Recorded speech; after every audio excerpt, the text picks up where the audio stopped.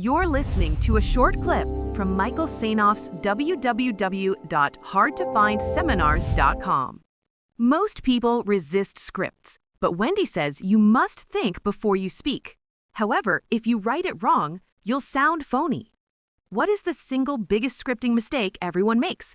And when should you actually leave a voicemail? We are all trained in school to use proper written language, but using written language on the phone is deadly.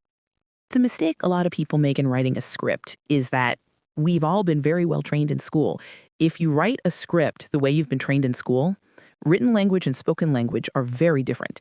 If you write it down in perfect grammatical written English and then you say that, you're going to sound very phony and you'll sound like you're reading.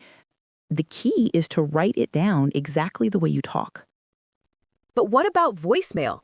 The general rule is don't leave one. But there is one exception. I'm not a big fan of leaving messages.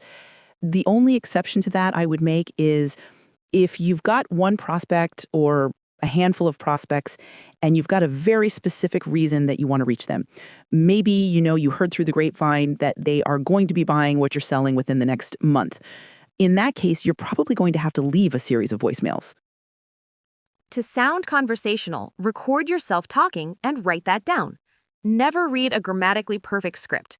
And remember, unless you know your prospect is ready to buy right now, don't leave a message. Your time is better spent calling the next qualified person on your list.